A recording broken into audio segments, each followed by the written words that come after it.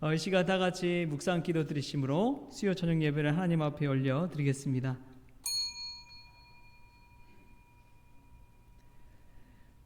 나의 힘이신 여호와여, 내가 주를 사랑하나이다. 여호와는 나의 반석이요 나의 요새시요 나를 건지시는 이시요 나의 하나님이시요 내가 그 안에 피할 나의 바위시요 나의 방패시요 나의 구원의 뿌리시요 나의 산성이시로다. 하나님 아버지, 감사합니다.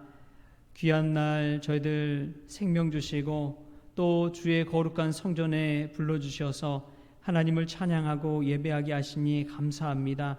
이 시간 다시금 주 예수 그리스도를 바라볼 수 있는 복된 시간 되게 하시고, 십자가의 나를 못 받고 예수와 함께 다시 살아난 역사가 아버지 이 밤에 있게 하여 주옵소서. 뜨뜻미지근했던 신앙이 아니라 정말 치열하게 예수 그리스도 안에서 불타는 신앙 가지고 살아갈 수 있도록 이 밤에 역사하여 주옵소서. 이 예배의 시종을 주님께 의탁하오며 거룩하신 예수님의 이름으로 기원하옵나이다.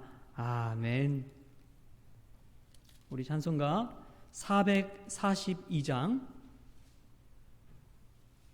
찬송가 442장입니다.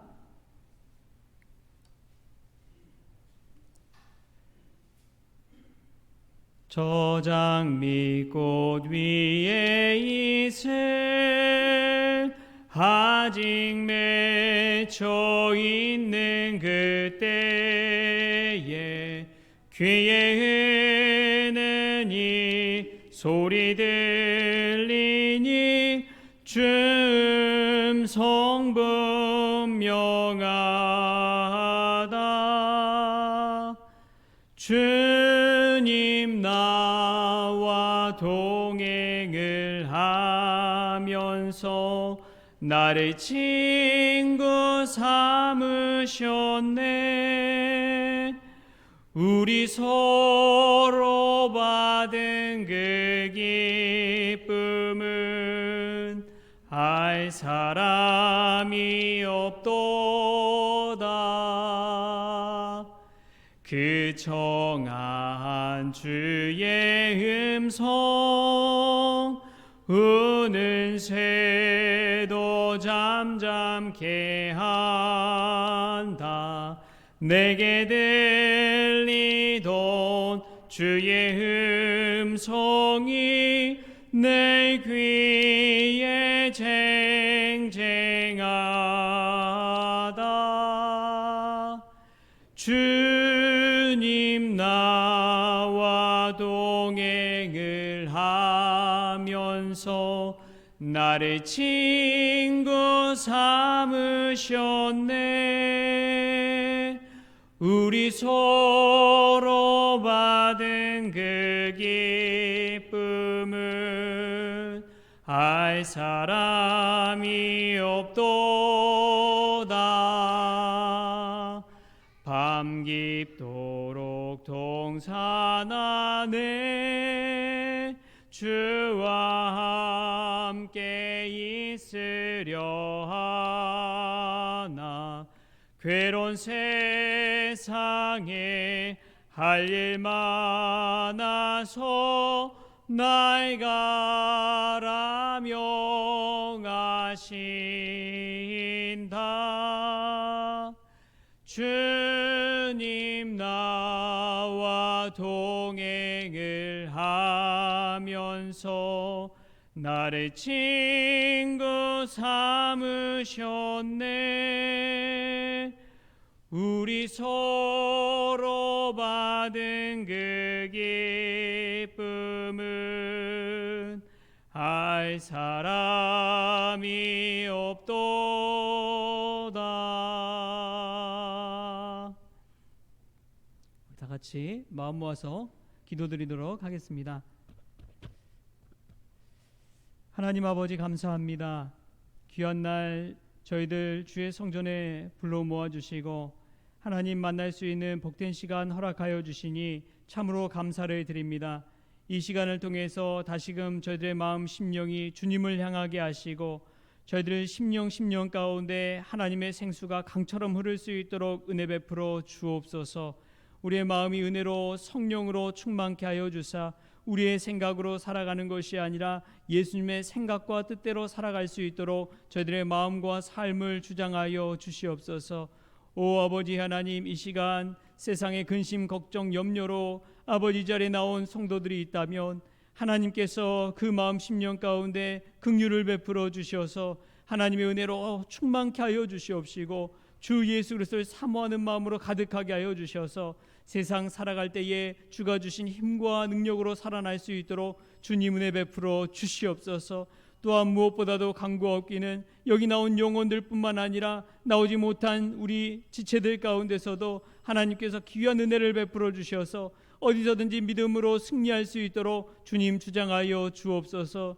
주님, 이 시간 특별히 우리 성원교회 아파트 전도를 놓고 기도합니다. 전도의 씨앗을 뿌렸사오니 하나님, 그 씨앗이 자라나 30배, 60배, 100배의 결실 맺을 수 있도록 주여 도와주시고 죽어가는 영혼들이 이 성전에 나와 하나님의 말씀과 복음을 맛보게 하여 주셔서 다시금 소생케 되는 은혜를 맛보게 하여 주시고 주님께 헌신하며 주님의 제자로 바로 설 수 있는 역사가 있게 하여 주옵소서. 아르테자의 아파트를 복음화시켜 주시옵시고 이 안양 지역을 주님께서 복음화시켜 주셔서 하나님의 뜻과 말씀으로 바로 설 수 있는 이 안양 지역 될 수 있도록 주님 은혜를 베풀어 주옵소서. 무엇보다도 우리 성원교회를 사랑하여 주셔서 아름다운 이 안양 예술공원에 세워주셨사오니 하나님, 믿음의 교회로 소문날 수 있도록 주여 도와주시고 수많은 사람들 가운데 우리 성원교회가 자랑이 되어지게 하시며 아버지 성원교회를 통해서 예수님을 바라볼 수 있도록 은혜를 베풀어 주시옵소서. 하나님, 또한 우리 성원교회 앞으로 계획하고 있는 것들이 있습니다. 하나님, 올 한 해 계획뿐만이 아니라 5년, 10년까지도 계획하고 있는 모든 비전들이 하나님의 뜻 가운데서 이루어질 수 있도록 주님 은혜 베풀어 주시옵소서. 이 성전의 건축만, 아버지 건물만 지어져 가는 것이 아니라 하나님, 우리 하나님 성령님 모시는 우리 거룩한 전도 아름답게 지어질 수 있도록 주님 역사하여 주시옵소서. 또 우리 교회 지체들 중에서 이 모양 저 모양으로 아버지 하나님, 지체가 연약해서 근심과 걱정 가운데 있는 우리 교우들이 있습니다. 우리 환우들 한 사람 한 사람 찾아가 주셔서 다시금 강건케 하여 주시고 온전케 하여 주시옵소서. 연로한 가운데서도 날로 겉사람은 후패해가나 속사람은 강건케 되는 은혜를 맛보게 하여 주시고 특별히 코로나로 인해서 후유증 없도록 아버지 하나님께서 붙잡아 주시옵소서. 아버지 하나님, 또한 무엇보다도 이 나라 이 민족을 불쌍히 여겨주셔서 아버지 하나님, 경제 공황이 오는 세계적인 공황 가운데서도 이 나라를 지켜주시고 아버지 어려움도록 또한 잘 버틸 수 있도록 주님께서 역사하여 주시옵소서. 위정자들 정신 차리고 아버지 국민을 위해 일할 수 있도록 주여 도와주시고 정쟁을 아버지 일삼으며 살아가는 것이 아니라 하루하루 소중한 시간들 국민을 위해서 하나님을 위해서 쓸 수 있도록 주님께서 주장하여 주시옵소서. 또한 우크라이나 러시아 아버지 전쟁의 소용돌이 가운데 전 세계가 힘들어하고 있습니다. 하나님, 하루속히 전쟁이 끝마쳐질 수 있도록 주여 도와주시고 종전이 있게 하여 주셔서 평화가 깃들게 하여 주옵소서. 다시금 경제적으로 안정되는 아버지 온 세계 될 수 있도록 은혜를 베풀어 주시옵소서. 하나님, 무엇보다도 이 자리에 나온 모든 분들이 오늘 예배에 나왔다가 돌아갈 때에 은혜로 말씀으로 충만케 되어 돌아갈 수 있는 귀한 시간 되어지게 하여 주옵소서. 오늘 말씀 선포될 때에도 주님의 음성 듣는 복된 시간 되게 하여 주실 줄을 믿사옵고 거룩하신 예수 그리스도 이름으로 감사하며 기도하옵나이다. 아멘. 오늘 하나님께서 우리에게 주신 말씀은 갈라디아서 2장 1절부터 10절까지의 말씀입니다. 갈라디아서 2장 1절부터 10절까지의 말씀, 제가 한 절 여러분이 한 절 교독하도록 하겠습니다. 14년 후에 내가 바나바와 함께 디도를 데리고 다시 예루살렘에 올라갔나니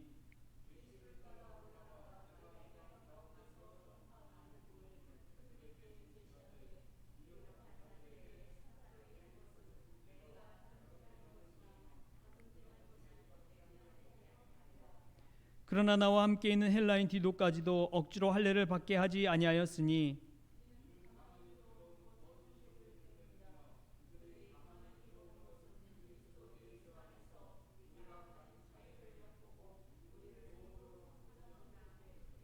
그들에게 우리가 한시도 복종하지 아니하였으니 이는 복음의 진리가 항상 너희 가운데 있게 하려 함이라.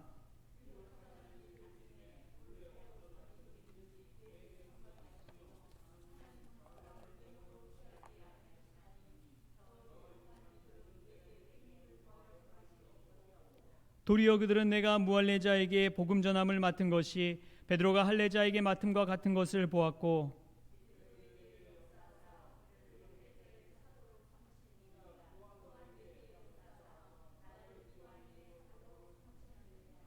또 기둥같이 여기는 야고보와 게바와 요한도 내게 주신 은혜를 알므로 나와 바나바에게 친교의 약수를 하였으니 우리는 이방인에게로 그들은 할례자에게로 가게 하려 함이라. 다만 우리에게 가난한 자들을 기억하도록 부탁하였으니 이것은 나도 본래부터 힘써 행하여 왔노라. 아멘. 할렐루야. 네, 오늘 수요 저녁 예배에 나오신 여러분들 환영하고 축복합니다. 특별히 지난 주간에 우리 아르테자이 사전 점검 기간에 맞춰서 전도를 나갔습니다. 우리 수고해 주신 모든 분들에게 감사의 말씀을 드립니다. 특별히 그리고 이번 주 토요일에 목요일이죠. 내일은 그 유전용 안수 집사님이 귀국할 예정이고요. 토요일에는 유전용 안수 집사님이 회갑 감사 예배로 가족들끼리 모여서 예배를 드린다고 합니다. 그래서 이제 저를 초청해서 예배 집례를 부탁을 하셨는데 우리 토요일에 있을 회갑 예배 위에서도 기도해 주시기를 바랍니다. 또 축하의 말씀도 나눠주시고 아마도 유전용 안수 집사님께서 이제 인도네시아로 몇 년 한 2, 3년 정도 가서 해외에서 일하시다가 오실 것 같아요. 지금 또 비자 수속을 밟고 있는 과정 가운데 있는데 이번에 회갑 감사 예배 겸 또 성별 예배로서 드리면 좋겠다고 그런 말씀을 해주셨습니다. 그래서 토요일에 다녀오도록 그렇게 하겠습니다. 그리고 교회 이제 방수 공사를 좀 장마 후에 진행하려고 지금 계획하고 있습니다. 그래서 여러분들 이제 좀 알아보고 있는데 여러분 위해서 기도해 주십시오. 교회에 비가 새고 한 곳이 여러 곳이 있기 때문에 우리가 방수 공사 이제 통해서 비도 새는 건 막고 건물 노후화도 좀 더 유지해 갈 수 있도록 유지 보수할 수 있도록 그렇게 계획하고 진행하도록 하겠습니다. 우리 위해서 관심 갖고 기도해 주시기를 부탁을 드립니다. 할렐루야. 우리 옆에 나오신 분들 함께 인사 나누겠습니다. 반갑습니다. 잘 오셨습니다.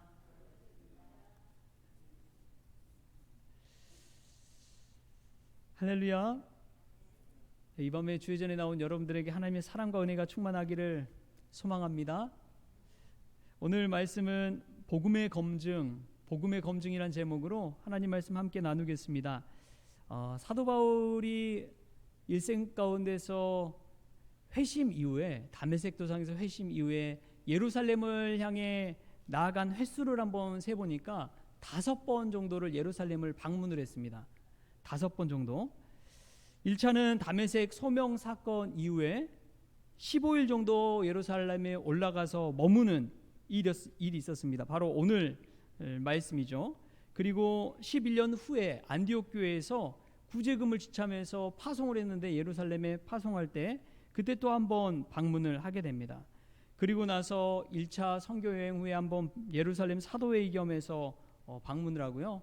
또 2차 선교 여행 후에 방문하고 또 3차 선교 여행 후에 방문해서 이방인들에게 이 구제헌금을 선교헌금을 전달을 합니다. 그러다가 예루살렘에서 잡혀서 이 가이사랴 감옥에 있다가 로마로 압송되어 가게 되는 그러한 이 시간을 보내죠.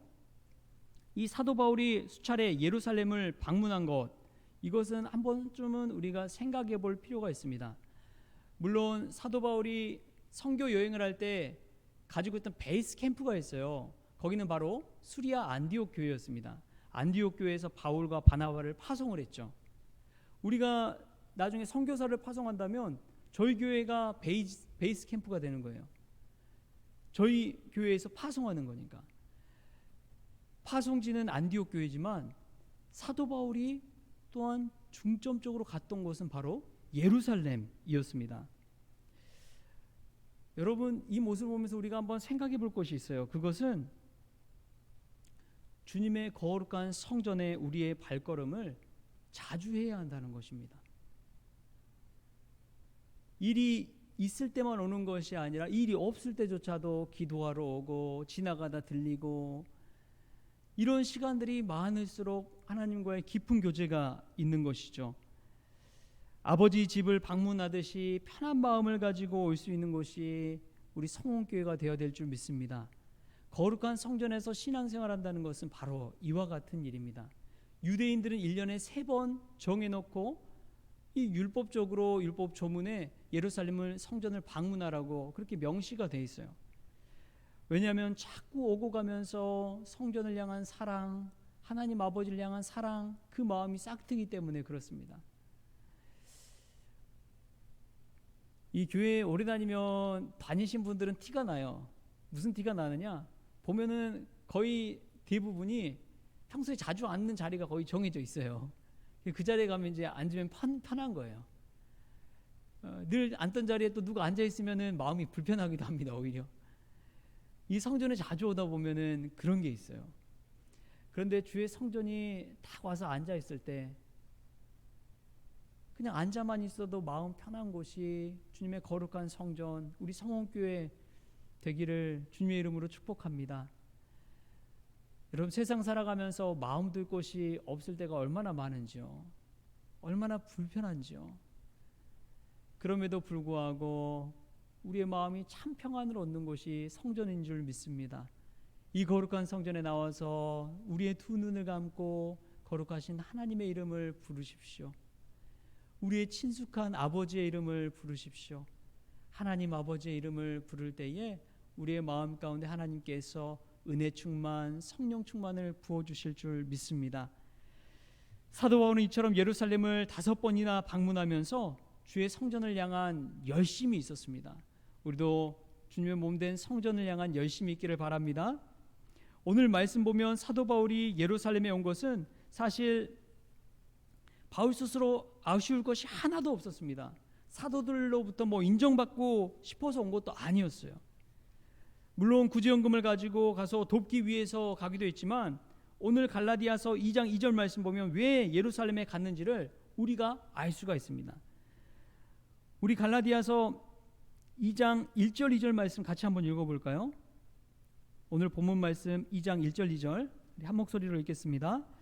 14년 후에 내가 바나바와 함께 디도를 데리고 다시 예루살렘에 올라갔나니 계시를 따라 올라가 내가 이방 가운데서 전파하는 복음을 그들에게 제시하되 유력한 자들에게 사사로이 한 것은 내가 다름질한 것이 헛되지 않게 하려 함이라. 아멘. 무엇을 따라 올라갔느냐? 바로 계시를 따라 올라갔다고 나옵니다. 내가 이방 가운데서 전파하는 복음을 유력한 자들, 유명한 자들, 힘 있는 자들에게 알려주려고 한 것은 지금까지 사도 바울이 복음 증거했던 것, 그리고 앞으로 달려갈 것, 이 모든 것이 헛되지 않게 하기 위해서라는 것입니다. 그러기 위해서 하나님의 계시를 따라서 예루살렘에 올라갔다는 거예요. 그리고 그곳에서 자신이 전한 복음을 사도들, 유력한 자들에게 제출했습니다. 여기서 유명한 자들, 유력한 자들이라고 표현되는 분들은 바로 예수님의 동생 야고보와 게바, 베드로를 말하죠. 그리고 요한과 같은 사도를 유력자라고 이야기합니다. 유력한 자들.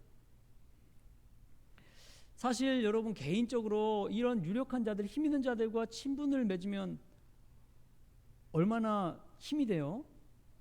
여러분 한번 생각해 보십시오.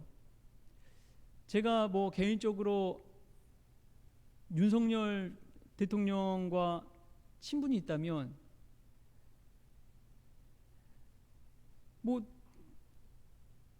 기쁘지 않겠어요? 누군가에게라도 과시할 수 있잖아요. 나 친하다, 핸드폰 통화도 하고 이럴 정도라면 얼마나 힘이 있겠어요. 유명한 연예인과 내가 정말 아는 친구라면 얼마나 힘이 되겠어요. 제가 아는 목사님이 야구선수 박찬호 선수와 미국에서 연을 맺어서 자주 전화통화도 하고 기도 제목도 받고 서로 안부도 묻고 교회도 방문하고, 박찬호 선수가 그런 이야기들을 듣는데 그 목사님이 남달라 보이더라고요. 유력한 자들과 인간적인 그러한 인맥을 쌓고 관계를 맺고 한다면 세상 사람들이 보기에, 사람의 눈으로 보기에 좀 힘있어 보이기 마련입니다. 그런데 사도 바울이 예루살렘에 올라간 것은 그렇기 위해 올라간 게 아니라 하나님의 계시에 따라서 올라갔다고 고백하고 있습니다. 그곳에서 자신이 전한 복음을 검증받기 위해서입니다. 이 복음의 검증을 유력자들한테 받을 때에 그 복음에 힘이 생기고 자신이 하는 모든 사역도 그대로 인정받기 때문에 그래요. 우리가 신앙생활하면서 때로는 우리의 마음이 움직일 때가 있어요. 누군가에게 괜히 이 소속돼 있고 눈치 보고 그 사람 생각하면 괜히 마음이 불편하고, 남들이 하기 싫은 일이지만 이 사람 관계 속에서 어쩔 수 없이 해야 되는 때도 있고, 그런 일이 비일비재합니다. 나는 하기 싫어도 가서 해야 되는 경우가 있잖아요. 자녀를 키우다 보면은 자녀 때문에 어쩔 수 없이 가야 되는 부모 노릇 해야 될 때가 있다는 거예요. 여러분 아침에 등굣길에 한번 보십시오. 엄마들이 횡단보도에 뭐 들고 서 있어요? 이거 깃발 같은 거 들고 다 안전 통제하잖아요. 본인이 원해서 나오나요? 아니면 순번이 정해져서 나올까요? 순번이 정해져서 보통 나와요. 자기 자녀들 때문에 어쩔 수 없이 나오게 되는 것이죠. 남들이 하기 싫어하는 일이지만 그 일을 해야겠다는 그런 마음이 때로는 들 때도 있습니다. 우리가 하기 싫은 일이지만 여러분, 만약 하나님이 우리에게 계시를 주신다면 그 일을 해야 돼요? 안 해야 돼요? 해야죠. 해야 됩니다. 종교개혁자 마틴 루터가 이런 말을 했습니다. 그리스도인은 아무에게도 종속되지 않은 가장 자유로운 주인인 동시에 모든 사람에게 종속된 종이다. 여러분, 이런 말을 했어요. 그리스도인은 아무에게도 종속되지 않은 가장 자유로운 주인인 동시에 모든 사람에게 종속된 종이다. 우리가 오늘 만나는 사람 중에 그 사람이 하나님이 보내신 천사일 수도 있습니다. 아브라함이 지나가는 나그네를 하나님의 사람으로 종노릇하고 섬길 때에 축복받았습니다. 때로는 우리가 은혜 받으면 생각지도 못한 그런 선행을 베풀 때가 있잖아요. 자기가 지금 할 수 있는 은사와 능력으로 생각지도 못했지만 하나님께서 마음에 감동 주시고 계시 주시니까 하나님을 위해서 하게 되는 것이죠. 한 여인이 은혜 받아서 어려운 자들을 돕고 구제하는 일에 힘을 쏟기 시작했습니다. 자신이 할 수 있는 것은 겉옷과 속옷을 지어서 주는 것이었어요. 수많은 여인들에게 자신이 만든 옷을, 자신이 일일이 바느질해서 만든 그 옷을 선물했습니다. 그녀가 죽음을 맞이했을 때 그러한 도움을 받았던 수많은 이들이 눈물을 흘렸어요. 그 사람의 사랑을 받았기 때문에 그렇습니다. 그리고 사도 베드로를 불러와서 기도해달라고 간청했습니다. 그 여인이 바로 여제자 다비다, 즉 도르가였습니다. 성경에 유일하게 여제자라고 불려지는 사람은 이 도르가 한 사람뿐입니다. 하나님의 계시에 따라 살아간다는 것은 세상과 다른 방식으로 살아가는 것이에요. 삶의 가치가 나 중심이 아니라 하나님 중심이기 때문에 그렇습니다. 내가 생각하고 계획해서 하는 것이 아니라 하나님의 계시대로, 하나님이 나오면 마음에 감동 주시는 대로 그분의 손길에 순종하며 살 때에 우리는 하나님의 역사에 동참하게 되는 것입니다. 그리스도를 본받아라는 기독교의 고전을 쓴 토마스 아 캠피스는 이런 기도를 하나님께 드렸습니다. 주님의 뜻을 따라 그리고 주님이 원하시는 일을 주님께서 원하시는 때에 행하게 하여 주시옵소서. 다시 한번요. 주님의 뜻을 따라 그리고 주님이 원하시는 일을 주님께서 원하시는 때에 행하게 하여 주시옵소서. 이 기도가 우리의 기도가 되기를 소망합니다. 여러분, 때로는 내 생각과 판단과 경험을 내려놓고요, 하나님의 계시를 따라 순종해 보십시오. 그때 하나님의 역사가 이루어질 줄 믿습니다. 그것은 내 뜻이 아니에요. 하나님의 뜻입니다. 내 생각이 아니에요. 하나님께서 우리에게 주시는 생각입니다. 그때에 우리가 전혀 생각지 못했던 일들을 우리의 삶 가운데 이루어가게 되는 것입니다. 사도 바울이 예루살렘에 올라간 것은 다른 것이 아니에요. 하나님의 계시를 따라 올라간 것입니다. 우리도 하나님의 계시를 따라 주의 성전에 나오고, 하나님의 계시를 따라 우리의 입술을 열어 복음 증거하고, 하나님의 계시를 따라 세상에 알지도 못하는 그 사람에게 구제와 선행을 베풀 수 있는 우리 성원교회 성도님들 될 수 있기를 축복합니다. 두 번째로 보면은 사도 바울이 예루살렘에서 한 일은 그 유력한 자들 사도들에게 자신의 복음을 제출한 것입니다. 자신이 이방인에게 전한 그 복음, 십자가의 복음에 관해서 이야기했습니다. 바울이 전한 복음은 예수의 사도들, 제자들이 보았을 때 어떻다는 것을 잘 몰랐어요. 그래서 그 복음 그대로 가서 유력한 자들에게 검증받기를 원했습니다. 이것은 인간적으로 볼 때 지금까지 사도 바울이 했던 이 선교 사역의 정당성을 확보한 일이에요.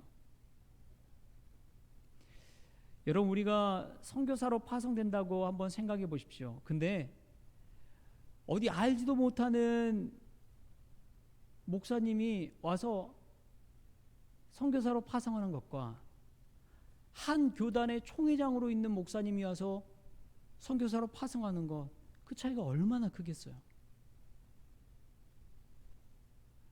사도 바울은 이러한 사도들을 통해서 자신이 선교 사역하는 데 있어서 복음의 정당성을 얻기를 원했습니다. 우리가 어떤 상품을 팔려고 할 때 거기에 KS 마크가 있는지 없는지가 참 중요하다고 합니다. 왜냐하면 그것으로 말미암아 한국 산업 규경이라는 품질을 보증을 인정받을 수 있기 때문에 그렇습니다. 사도 바울이 또한 갈라디아서를 쓰게 된 계기가 무엇이냐? 바울의 사도직이 거짓이란 소문이 생겨났기 때문입니다. 바울의 사도직을 인정받지 못하니까 바울이 전하는 모든 복음도 거짓 복음처럼 생각되게 되어졌고, 바울이 세운 교회도 깨어질 위기 가운데 놓인 것이죠. 그래서 갈라디아 교회에 편지를 보내서 예루살렘에 올라가 유력한 자들에게 복음을 검증받았다는 것을 명확하게 알려주고 있는 것입니다. 하나님의 섭리는 참 놀라워요. 이런 일이 있을 줄 알고 이때를 위하여 미리 계시를 통해 사도 바울이 예수님의 사도들에게 복음의 검증을 받게 한 것입니다. 얼마 전에 제가 카카오톡으로 연락을 한 통 받았어요. 클레어몬트 논문 지도 교수님한테 온 연락이었습니다. 제가 지금 사실은 클레어몬트 목회학 박사학위 논문 쓰는 과정 가운데 있습니다. 논문학기에 지금 속한 시기인데, 올해 초에 성원교회에 부임하고 정신없이 지내다 보니까 이 논문에 신경 쓸 여력이 없었어요. 지도 교수님한테 연락도 드리고 상의도 하고 해야 할 것들이 이 산더미처럼 쌓였는데 도저히 손을 못 대겠더라고요. 그런데 이 논문 지도하시는 교수님이 한국에 들어오셨어요. 그래서 지금 감리교 신학대학에서 수업을 진행하고 있는데 저한테 하루 시간 내서 오라는 거예요.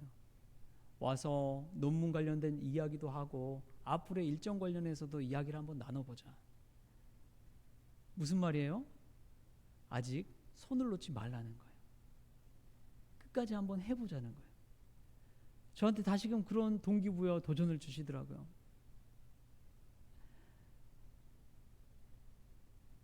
사실 저는 목회하면서 그런 생각이 들어요.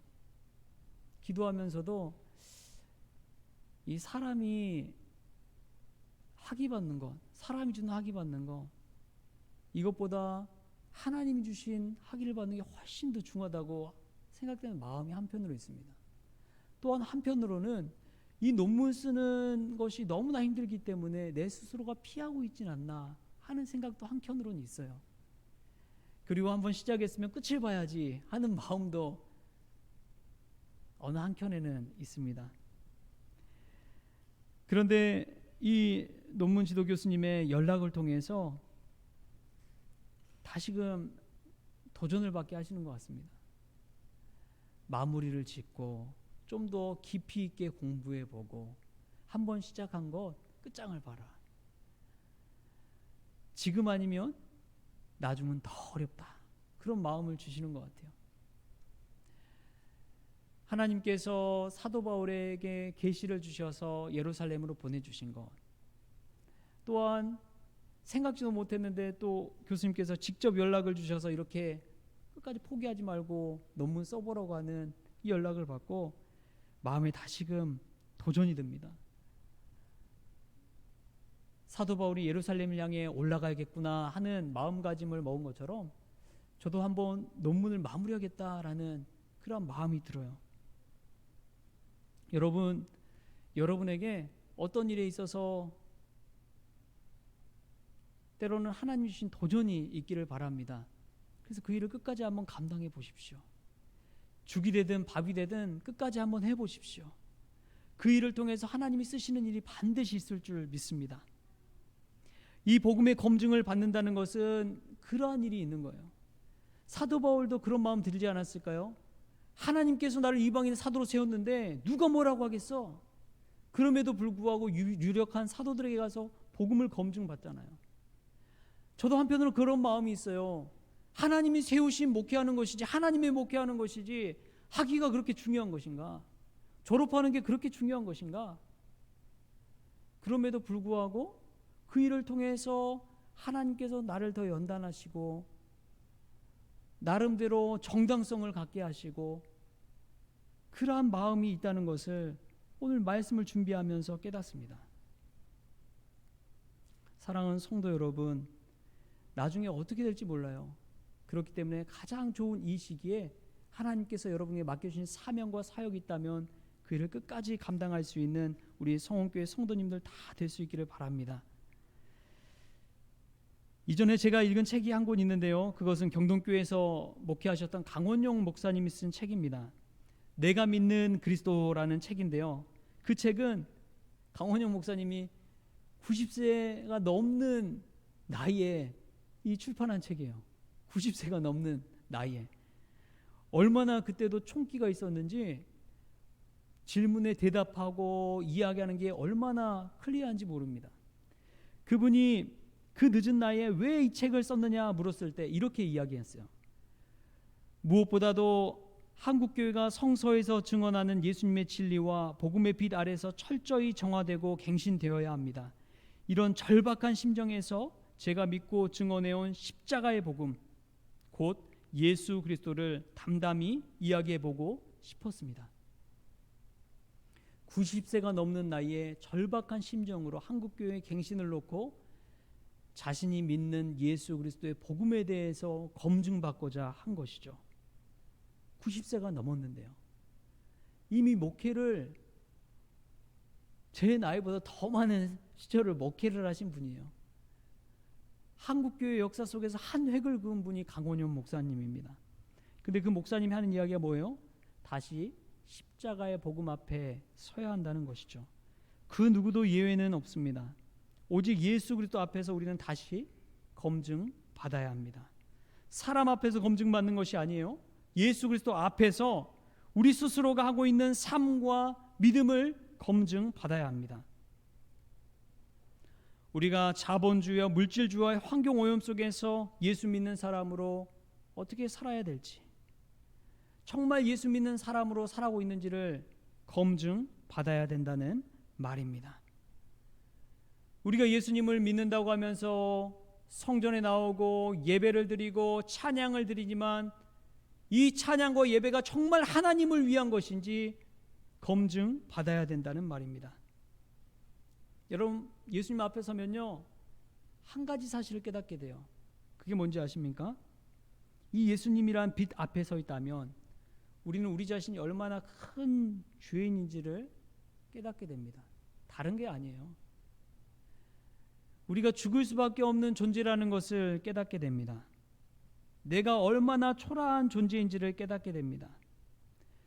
내가 정말 십자가의 복음을 믿고 있는지를 알려면 내가 얼마나 예수님을 위해 십자가를 지고 있는지를 보면 알 수 있습니다.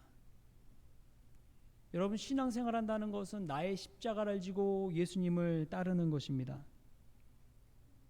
나의 십자가를 지고 예수님을 따르는 거예요. 자녀 키우는 것, 그것은 당연한 것이잖아요.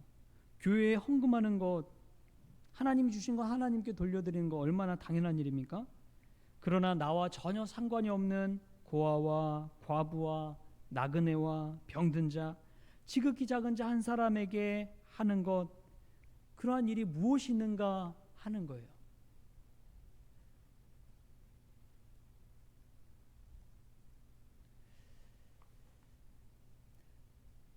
오늘 아침 새벽 끝나고 나서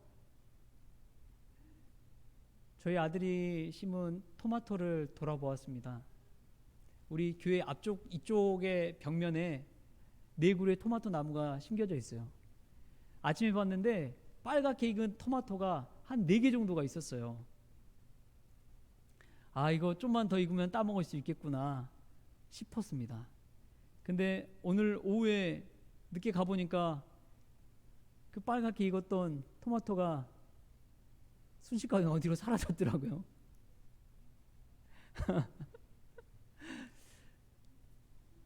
우리 조 권사님 말씀하신 대로 거기다가 뭘 붙여놨어야 했는데 소중하게 키운 토마토를 누군가 따먹었습니다.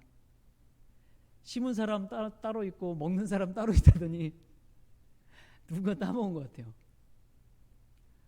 여러분, 참 속상하죠? 그런데 오늘 한편으로 생각해 보면 누군가 배고픈 이가 그걸 먹었다면, 그렇게 생각한다면 참 감사한 일이죠.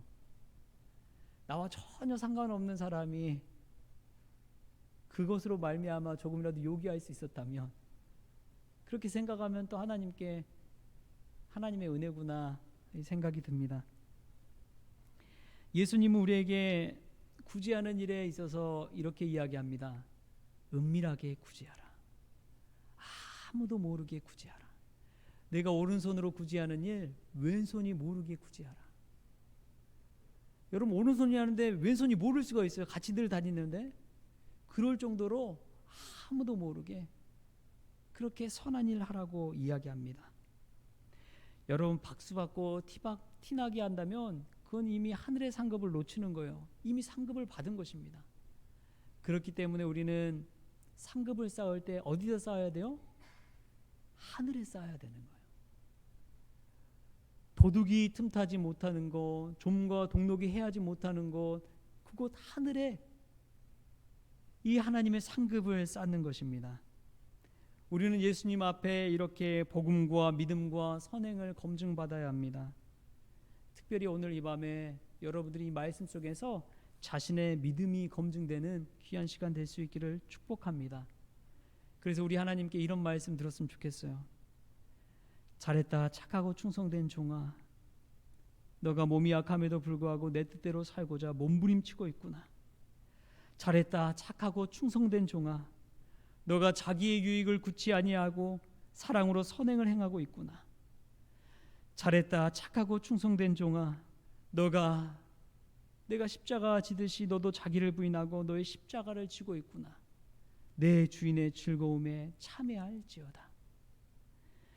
오늘 이 밤에 그러한 은혜가 저와 여러분에게 있기를 주님의 이름으로 축복합니다.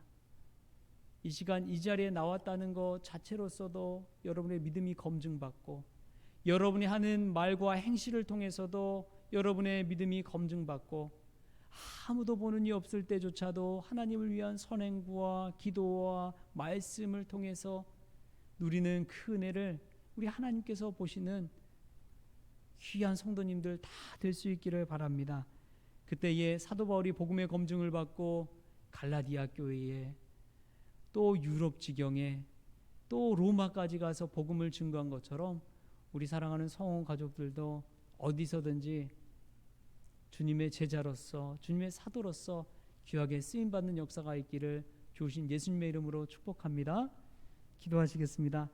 하나님 아버지 감사합니다. 오늘 또 저희들 삶을 살아갈 때, 신앙생활할 때 저희들 계시를 따라서 하나님 주신 은혜와 감동을 따라서 순종하며 살기를 원합니다. 내 이성과 내 생각과 내 경험대로는 할 수 없지만 하나님의 계시를 따라 내 손과 발을 순종하며 순명하며 따를 수 있도록 믿음 허락하여 주옵소서. 사도 바울이 사람의 눈에 의지해서 그 복음을 검증받는 것이 아니라 하나님의 말씀에 의지해서 검증받은 것처럼 오늘 저희들의 믿음이 하나님 앞에서 검증받기를 원합니다. 사람에게 인정받는 믿음이 아니라 하나님께 인정받고 칭찬받는 아버지 그러한 믿음 되기를 원합니다. 주님 역사하여 주시옵소서. 그리하여 예수 그리스도 그 십자가의 복음을 들고 나아가 세상 가운데 증거하게 하시고 하나님의 참 사람으로서 칭찬받는 종들 다 되어지게 하여 주옵소서. 그 복음 들고 살아갈 때에 이 땅 가운데 영광받고 박수받고 칭찬받고 인정받는 것이 아니라 하늘에 그 보물을 쌓아갈 수 있는 참된 그리스도인 될 수 있도록 은혜를 베풀어 주옵소서. 감사하며 예수님의 이름으로 기도합니다. 아멘. 우리 찬송가 455장 같이 찬송 부르시겠습니다. 찬송가 455장입니다.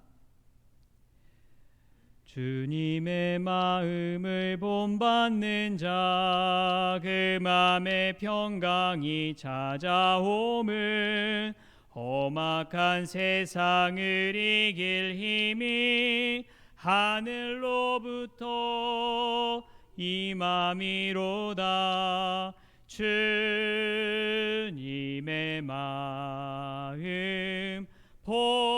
본받아 살면서 그 거룩하심 나도 이루리. 주 모습 내 눈에 안 보이며 그 음성 내 귀에 안 들려도 내 영혼 날마다 주를 만나 신령한 말씀 늘 배우도다. 주님의 마음 본받아 살면서 그 거룩하심 나도 이루리. 가는 길 거치고 험하여도 내 맘에 불평이 없어짐은 십자가 고난을 이겨내신 주님의 마음 본받음이라. 주님의 마음 본받아 살면서 그 거룩하심 나도 이루리.